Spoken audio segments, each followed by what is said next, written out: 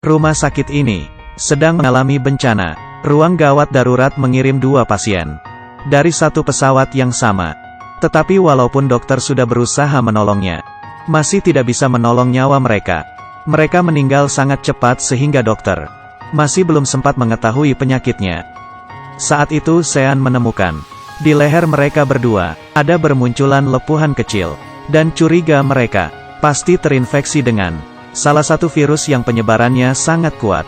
Tetapi 2 penumpang tersebut tidak pernah kontak dengan jarak yang dekat.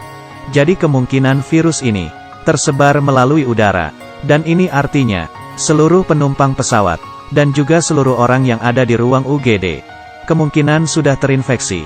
Dr. Lim langsung menginformasikan kepada dekan.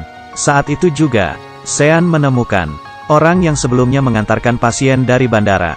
Si penolong pertama juga bermunculan lepuhan kecil dan mulai demam. Lalu Lim mendapatkan informasi penguncian darurat ruang UGD. Semua orang yang ada di sini dilarang keluar masuk. Semua orang dan ruang UGD ini sekarang mulai diisolasi. Mendengar kabar ini, orang-orang yang ada di ruang UGD protes dengan keputusannya. Sampai ada seorang lelaki ingin menggunakan kursi untuk melarikan diri, dan Lim menyuntiknya dengan obat penenang. Baru lelaki ini terdiam. Semua merasa panik, tidak tahu apa yang akan terjadi. Dan saat ini, ada masalah yang membuat kehilangan harapan. Dr. Lim sebagai dokter yang paling berkuasa di area isolasi juga terinfeksi. Dia langsung mengisolasi dirinya sendiri. Sekejap si penolong pertama tersebut juga meninggal di hadapannya. Kurangnya andalan di ruang UGD langsung menjadi berantakan, yang sebenarnya mengharapkan Sean mampu mengatasi. Tetapi dengan keadaan yang ramai dan berisik ini, membuat penyakit autismenya kambuh. Dia memegang kepalanya dan terjatuh di lantai. Dan saat itu pula, ruang UGD kedatangan ibu hamil, yang tiba-tiba air ketubannya pecah, dan kontribusi plasentanya tidak cukup. Harus melakukan merangsang pembukaan. Untungnya dalam panggilan suster, Sean pelan-pelan kesadarannya membaik. Dia langsung menolong ibu hamil yang tadi. Karena posisi janin tidak baik, tidak bisa bersalin normal, Sean mencoba memperbaiki posisi janin. Tetapi membuat plasenta mengalami pengupasan awal. Saat ini hanya ada satu cara saja.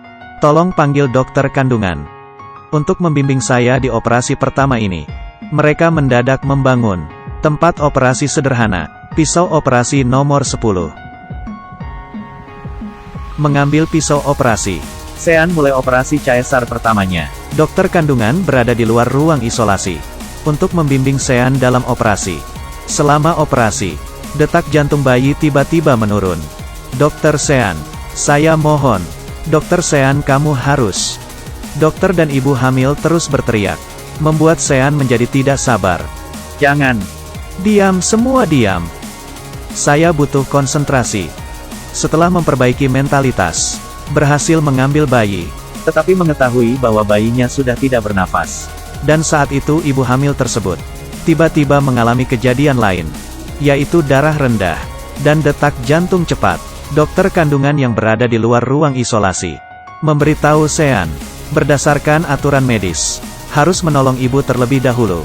Tetapi Sean berkata, kita mau dua-duanya ditolong.